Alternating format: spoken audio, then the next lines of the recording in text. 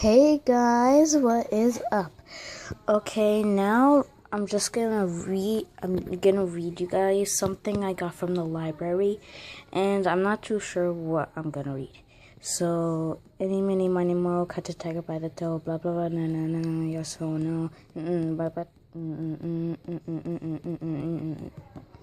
da da da da, yep. Okay, 1 second. So we have Fairy Tales and Nightmares. Well, it is dark. So, look. So maybe I'm gonna get a nightmare, and I only read a little, and I already read a little bit. So there was Wicked Lovely, Ink Exchange, Fragile and Eternity, Radiant Shadows, Darkest Mercy. So yeah, all by Melissa. Hope you do good, Melissa. Alright. Wait, what? Okay. And okay, contents, blah blah blah blah blah.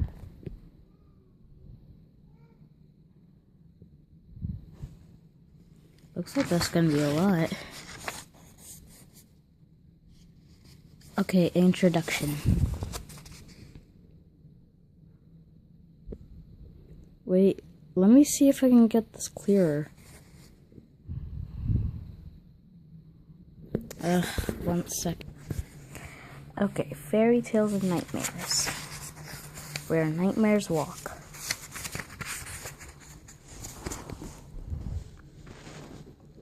The green glow of eyes and sulphurous breath shimmer in the fog as nightmares come into range. The horses' steel sharp hooves rip furrows in the field, trampling everything in their path. Over here! My companion dog calls out to them, exposing me. I didn't know he could speak, but there is no mistaking the source of the sound, or the fact that I am trapped in a field with nightmares bearing down upon me.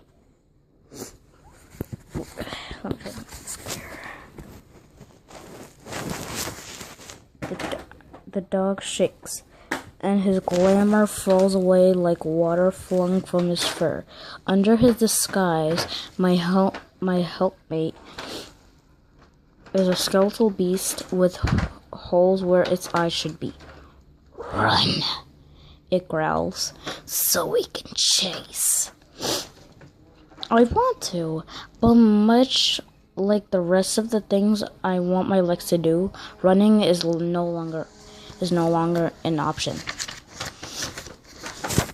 If I could still run, I wouldn't be alone on the night where nightmares walk free. If I could still run, I'd be out in costume trick-or-treating with my friends. I can't run.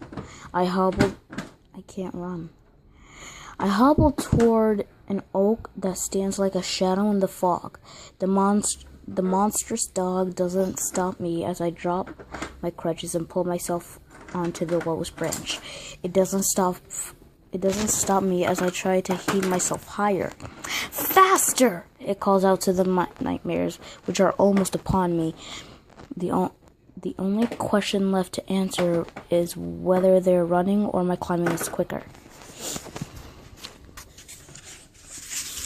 Okay, Winter's Kiss. I'm just gonna do something. I'm just gonna move my camera somewhere else since, the stuff doesn't appear clear. Sure, or should I? I don't know.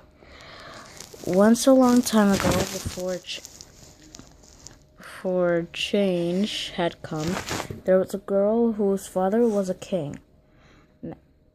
Now, this was when there were a great many kings, so Nesha did not think it to be strange to be the daughter of a king. And though she had no brothers or sisters, Princess Nesha was happy, but for one thing. Nesha had within her kiss of the winter. When she sighed, her breath rolled out in an icy chill. When she blew a kiss to her father across the great hall, frost flowers formed on every dish. In winter, Nesha could drape snows over every hill without fear. But in summer, if she forgot herself and blew, the white tops of dandelions gone to seed. If she laughed too freely and her cold breath spilled out, she would wither whole fields, blighting the crops her people needed to survive. Her father built her a great tower with no windows. Though which her cold breath could escape, but Nesha wept at being alone and enclosed. So Nesha left her tower and sought out to her father in the great hall. Gazing at the fields, she could see through the tall window before her. She said, I do not belong in this place with its long months of warmth and sun. Though he knew she was right, the king wept, for he loved his daughter. Nesha, stay. We can find a way. She turned and rested her head against her father's shoulder, thinking of the windowless room and months indoors. Trying not to laugh for fear of the cold air that slipped through her lips. No, I must go. The king's warm tears fell onto her cheek, but he said nothing. Nesha did not sigh or weep. She gazed out on the window at the new plants in the field, wondering why she had been cursed so cruelly. The next morning, the king walked his daughter to the edge of the wood. He held her only briefly. Be safe. After a few silent tears, Nesha clutched her staff and strode off into the dark wood.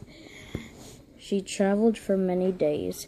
One evening, as she sat on a felled tree, she let her eyes drift closed. She imagined the icy rim that encircled the northernmost edge of the land, hoping she would soon reach it, and worrying that she would never find welcome when she did.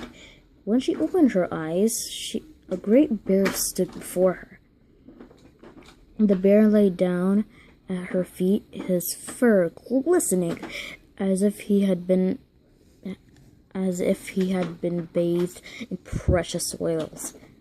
What are you doing here? She murmured, her voice trembling only a bit. As Nesha looked into his eyes, she saw her own nervousness reflected there, and her fear disappeared, like frost under a spring sun. Are you lonely too? So she closed her eyes and exhaled gently, giving the bear thick snow upon which to rest. The ice bear stretched out in the snow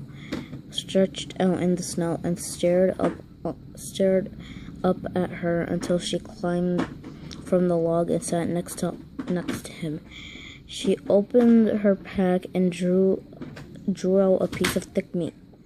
She broke off a small piece for herself, then offered the rest of the meat to the bear.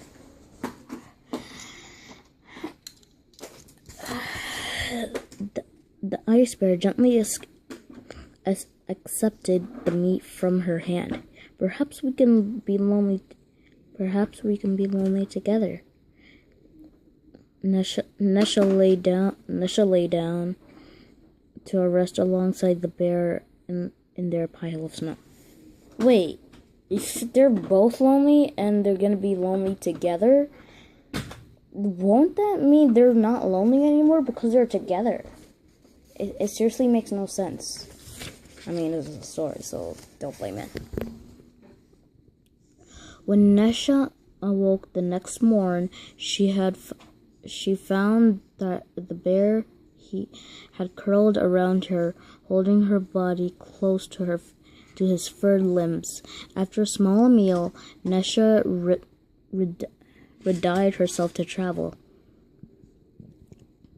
The icy bear lay flat in front of Nesha and glanced at her.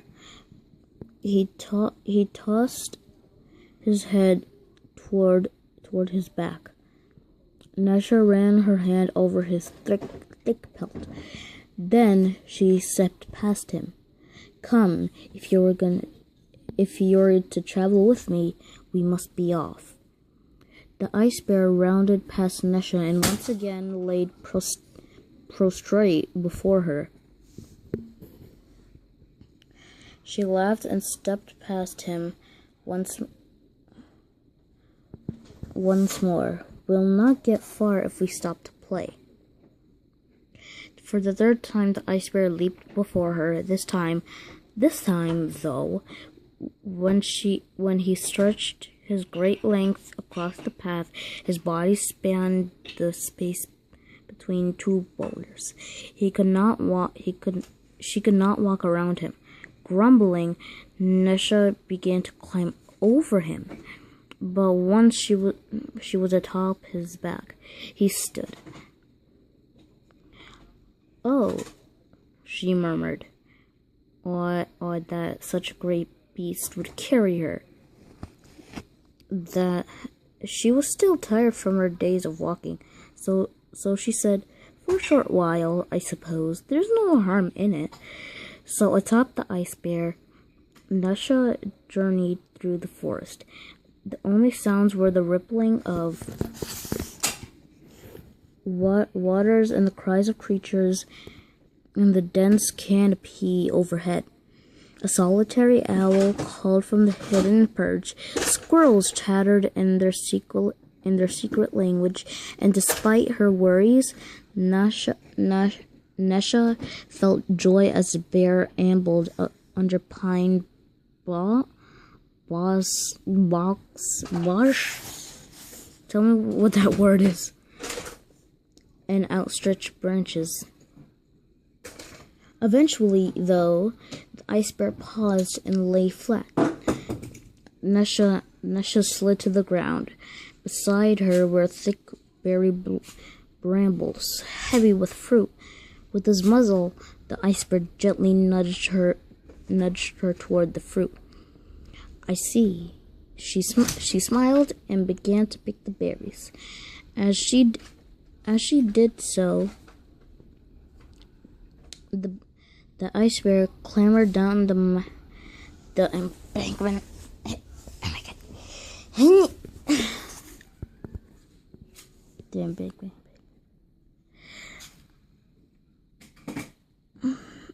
To the swirling river. With his massive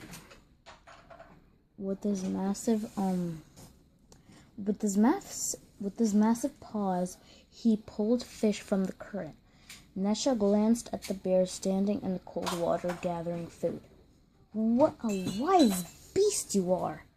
After a while, the ice bear had not returned up the hill. So Nesha put away the fruit she had collected and went to the top of the muddy embankment. Below her, she